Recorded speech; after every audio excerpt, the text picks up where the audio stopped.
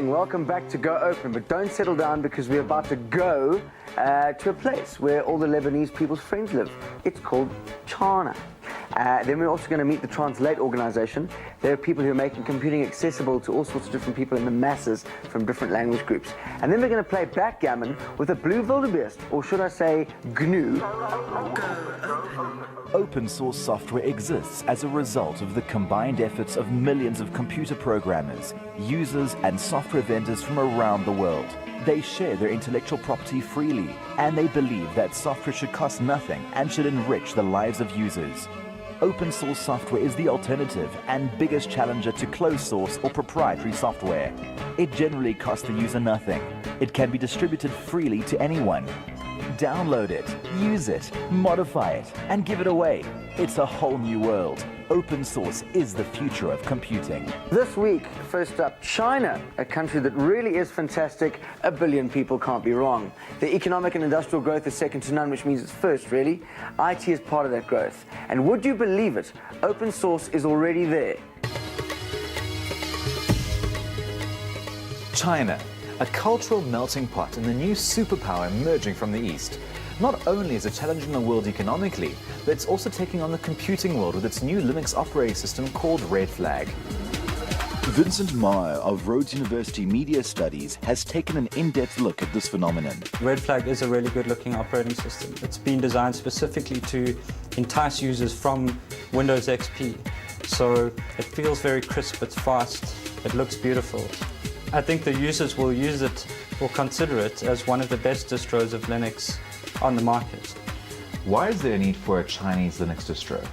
Initially, I think the route that they were taking was to move away from the restrictive licensing of Microsoft products and to take control of that operating system. And what they achieve by doing that is that they can develop issues like national pride around owning their own software. They can incorporate specifically Chinese aspects into the software, like the character sets, the language aspects of the software. And there are certain probably specific requirements that Chinese software users would have, which are not necessarily common to Western users. To what extent is the Chinese government currently using open source? Within the Chinese government, the servers are all Linux. I mean, that is sort of by government decree. According to Vincent, American software companies have traditionally not paid attention to the rest of the world's development needs until now. But with China having such a large market share and taking control of their own software development, there may be a shift from east to west. You may find that those kind of movements from China into the Western world will come through their development partners. Companies like Oracle, like Hewlett-Packard will begin to migrate more of these products outwards. China has turned its back on proprietary software for a number of reasons, but their growing concern is that there could be hidden Trojan programs in proprietary software that could be used to spy on them. When Microsoft releases a patch, spyware can be 1 kilobyte in size, something that's so small that the user won't even notice it downloading. So let's say that, today they show them the source. The source may not be the same in a couple of weeks' time. So through China developing their own distro, they can have a larger control over what information is being sent through. They currently control the way that the information flows on the internet. They cannot control, for instance, if they widely use Microsoft operating systems, they cannot control the code and the way that operating system works on the desktop. To undertake a mission to actually control and manage the desktop environment is something that probably is even beyond their reach in terms of their physical capacity. On the flip side, what's stopping the Chinese government embedding their own spyware? There is really nothing stopping them. I guess it's a matter of where they want to go with this thing. If they want to use it as a tool of control, they probably could. And they have no qualms about controlling the mass media, television, radio. So one would think that it would be vaguely on their agenda to look into that kind of control. As it is at the moment, they have massive filters on what kind of internet content you could access. An awareness of Asian solidarity is sweeping the region. Recently, Singapore's Ministry of Defense switched 20,000 personal computers to use open source software. With the release of AsiaNX, the first version was released quite recently, and they've moved ahead the schedule for the second version of the release. And that's a system developed jointly by by Red Flag in China, by Hansoft in South Korea, and by Miracle Linux in Japan. With the world's most populous nation using open source, Linux devotees say there's no stopping world domination. It could threaten the existing software conglomerates and set new standards for the rest of the world. It will threaten them because the alternative is a free version of what at some point will become an equally competitive and capable software application. So the choice between paying for something and getting it for free is an easy one to make. The free and open source operating system Linux is getting more and more well known.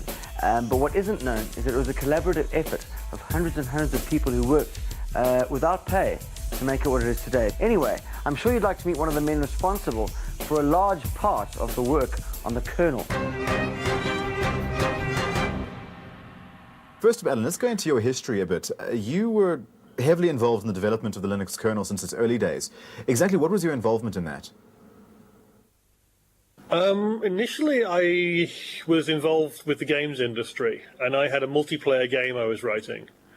I needed something more stable than Windows to run it on. And so I sort of accidentally ended up trying to run it on Linux very early on.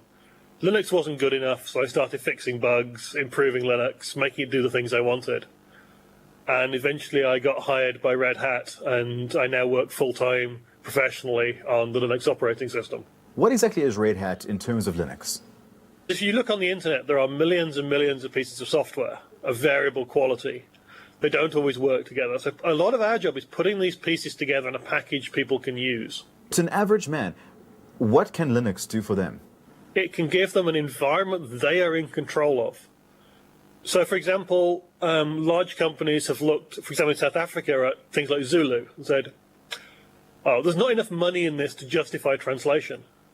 With open source software like OpenOffice, people have actually been able to go out there and say, we don't care if a large American company thinks I need Zulu on my desktop. I can have Zulu on my desktop. Do you find support with regards to the open source world to be on a number of levels compared to proprietary software support?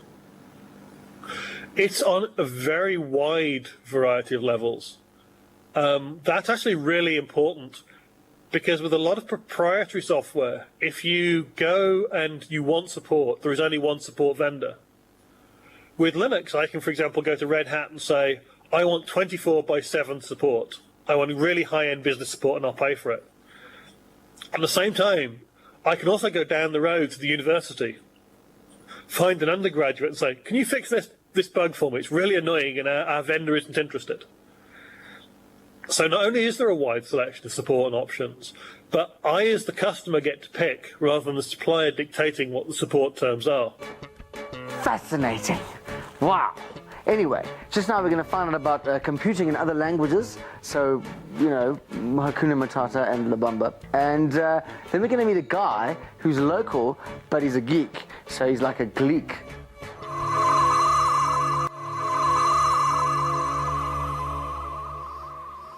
Imagine when you switched on your computer, it spoke a foreign language. So instead of going, hello, I'm Bob the computer, it went, mahala ha.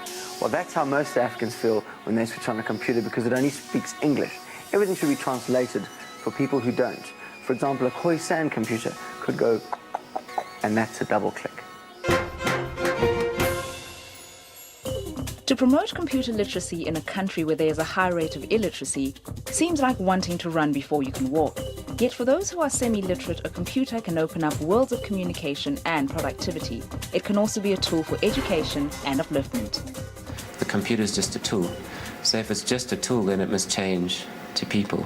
And my feeling is, why should you have to learn English at all to be able to use computers? The Germans and the French don't feel like that. So why should we have a mama who all she wants to do is email her child at university from the Eastern Cape? Why must she learn English to be able to email? So it's much easier for us to change the interface to speak Xhosa than to get that woman to speak English. Dwayne Bailey is one of the large group of people collaborating worldwide to bring computing to the people. He's not a programmer, merely a volunteer who is passionate about language. Our main focus being open source is that we want this to be driven by volunteers, so people who are passionate about their language and have enough skills. One of those volunteers was Leseho Mosetlanyane, a receptionist at Obsidian Systems. We have an instant messaging system here called Jeba, so you can chat to anyone, you know. So I was chatting with Dwayne, so I like mixing Afrikaans and English together, and he liked the way I mixed languages. He told me about this translation thing, what he's doing, and what my home language is, and if I'll be interested in doing this project with him. I said, yeah, why not? Lesego completed work on the Tswana version of OpenOffice last year. It took her 6 months in her spare time. I had to double check. Actually, I triple checked the spellings, and I used the dictionary, so it takes a long time. It may seem like a tall order to translate technical computing terms into languages like Sotho and Afrikaans.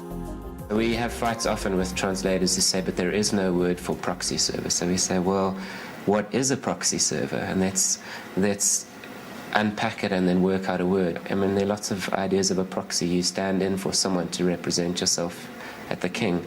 So in Afrikaans, it's called a instandbediener, or a stand-in server, which is exactly what it does. Elizabeth Rasitsepa was a cleaner at a college in Mokopane when she heard about the training courses for computer literacy at the HPI community. Now she's found a way to turn her newfound skill into an income-generating service. Ka di computer ke dia di CV and then go tloga mo ka printela ba ka gae lenaneo la pulo ya maswika, and then ka boya ka ba diela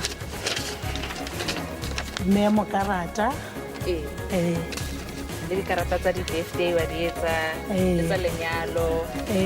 I get emails that say things like, I'm suddenly proud to be a Zulu speaker. You've made my language relevant. I'm proud of it, knowing that I'm leaving a legacy behind. Translation organizations around the world are now recognizing that open source is a way to empower, educate, and uplift. With the 3 languages that we've released, we impact about 55% of the population. We haven't brought computers to them. That's other people are going to have to do that, but we've taken away one of the barriers. So we like to see those stats, so we actually are making a difference. Now that everyone in our country will be able to understand what's going on in computers, what are we going to do with it? So in order to tell us that, probably the biggest gun we've had locally, I would imagine, our next guest is a doctor, and he's also a general manager in research and development at the State IT Agency. Let's meet Dr. Makay Mochabi. Hello, Doctor. Hello, John. How are you doing? Thank you very much for coming down. I'm doing very well. Thank you for inviting us. First of all, Doctor, what is CETA? CETA is the state IT agency that is charged with deploying IT products and services in the government. And our role is to ensure that government realizes cost reduction, it realizes return on investment in its IT. Government's chosen to look at open source. That's correct. What were the reasons behind that decision? Is government interested in return on investment? Yes, government definitely is interested in return on investment. Is government interested in cost reduction? Yes, government is interested in cost reduction, etc. All of those in one package. Are they available in open source? Are they available in proprietary platforms? Well, our argument is that they are more available in open source than they are available in proprietary platforms. So, I mean, cost is a thing, but it's not. It's certainly not the main thing. The government of South Africa today spends 18 billion rands a year on IT. 6 billion of that is estimated to be on software, which obviously is related to licenses as well, over and above the purchasing of the software.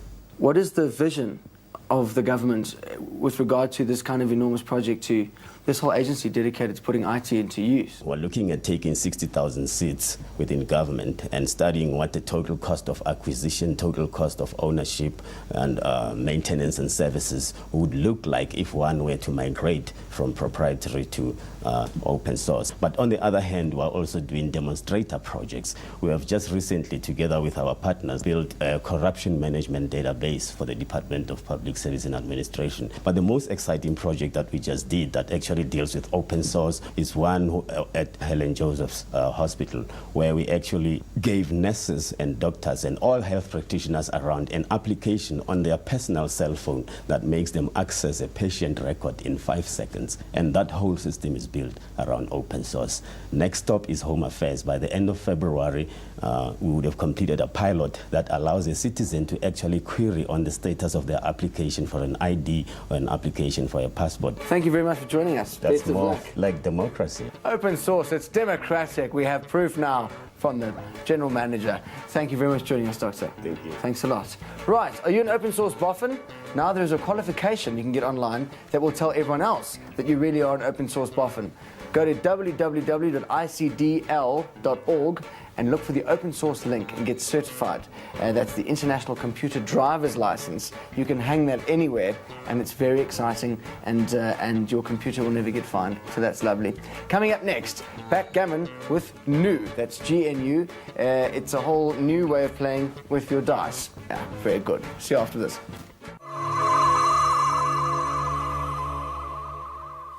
We've talked about it, we've seen it done, and now it's time for you to go and try to do it. That's right. Install Linux on your PC. And if you don't back up the stuff you want to keep, then don't come crying to us. Let's talk to Mark, because he is the Ubuntu man. Today we're doing it with Linux. Linux is the fastest growing open source operating system. So once you install Linux on a PC, you're running open source software from the metal of the PC all the way up to all of your applications. So we're going to show you from step one how you would go about installing a version of Linux called Ubuntu on a brand new PC. Before you start, write down all you can find out about your installed hardware. If you want to keep Windows on the same computer, you'll have to resize your Windows partition beforehand. First, go into the BIOS and set your system to boot from your CD drive. Insert the install CD and start up. You'll be taken through all the steps, including partitioning and formatting your hard drive and setting up your various peripherals. Depending on your computer, you should have Ubuntu up and running in well under an hour. I believe that Linux is the future of desktop computing. So if you can understand Linux and get experience with Linux today, then you're setting yourself up for a fantastic career in computing. So go on, do it. Do it. You know you want to. You know you like it. You've got nothing to lose and so much to learn. If you want to find out anything about the program, in the program, or around the program, go straight to our website, www.goopensource.org, and you can ask us anything. We'll even tell you how they make polony. Just kidding. Anyway, you can also find out how to own the entire series on DVD, 312 minutes for 199 Rand. It's hot IT action. And now it's time to pick up your dice, and because this is a family show, we won't look at your front gammon, we're going to play backgammon.